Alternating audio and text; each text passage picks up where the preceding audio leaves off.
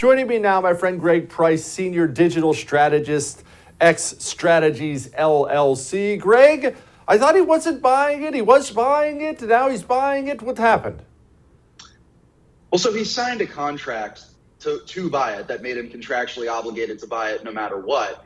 What he did was he took Twitter to court because he saw that they were hiding the number of bot accounts that were on the platform.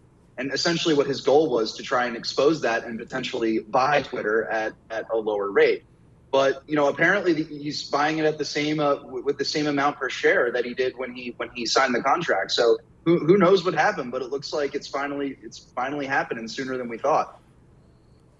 Okay, Greg, just out of respect for people like my father who may be watching, actually my dad's probably not watching, but if he was watching, my dad would have two questions after hearing that. One, what is a bot? And two, why would having a lot of them on the website have anything to do with Elon buying it or not buying it?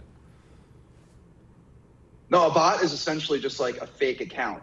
And, you see these everywhere. Like, there's these bot farms that people run, and it's against Twitter's terms of service, technically, but you still see them a lot. Like you see them a lot with when it comes to Ukraine. You tweet something that says, hey, it's not a good idea to start a nuclear war with Russia, and all of a sudden you have 1 million accounts with Ukraine flags in their names, in your mentions, calling you a Putin shill. That's essentially what a bot account is. And you see these on a lot of different issues too, and it's a real issue when it comes to the business side of Twitter, because he wanted Twitter at $54 a share, and if there's all these if you have so many fake accounts on the platform, it essentially inflates the worth of Twitter. And so that was essentially the problem there. But I think it was just a calculated decision on Elon's part to try and expose some of the fakeness and the shenanigans that goes on behind the scenes of Twitter. But it looks like he's finally going to do it, and it's a good day for freedom of speech on the internet. Okay. All right. Well, it must be, because people like this communist at NBC, Ben Collins, he's very upset about it. He says, quote, yes, I do think this site can change and will pretty dramatically if Musk gets full control. No, there's no immediate replacement if it gets done early enough based on the people he's aligned with. Yes, it could actually affect the midterms. All right, Greg, I'm not some Elon Musk worshiper or anything, but how is Elon buying Twitter going to affect the midterm elections? It's not going to affect the midterm elections at all. People like Ben Collins and people like Brandy Zadrozny, another NBC News quote-unquote disinformation reporter, there's essentially this cottage industry of reporters who go around and censor very popular accounts that are threats to the establishment. They work at NBC News and all these other places. Taylor Lorenz at the Washington Post fits in this category. And they have their media contacts at Twitter that they go to, when they'll essentially say, hey, this account, this very popular account, promotes misinformation. They'll write a story about it, and then they'll reach out to Twitter to ask if they will take any action against them. And Twitter largely does it because the people who run it are cowards. But Elon buying Twitter essentially means that these people are going to lose their power to control information on the internet, which is what they want to do.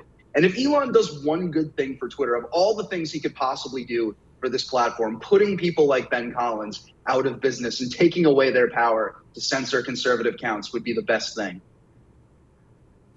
Okay, I realize this is an opinion, or not. You're not inside the guy's head, but what do we think he's going to do? Are we going to wake up, the morning after the ink is dry and Donald Trump's back and everyone who's been banned, all the Alex Joneses of the world are back? Or is he going to basically do nothing? Because I see a lot of cheering on the right. I don't see any plan of what he's actually going to do.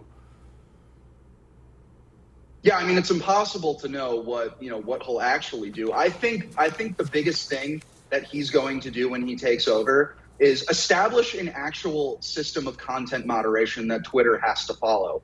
So, the biggest criticism that, not just people on the right, but people who believe in free speech had of Twitter under Jack Dorsey and under the current leadership, Parag, whatever his name is the fact that they have these terms of service that they enforce in clearly politically motivated ways. So, for example, when they censored the Hunter Biden laptop, they did that because they said it's against Twitter's terms of service to post things that were obtained via a hack. And first of all, they were not obtained via a hack. Hunter Biden got high on crack and left his laptop at a repair shop. And second of all, they go and they allow things like Donald Trump's tax returns to circulate, which were obtained via a hack. And so I think the biggest thing that Elon Musk is going to do, and he said this before, is have an actual concrete system that Twitter uses to moderate content.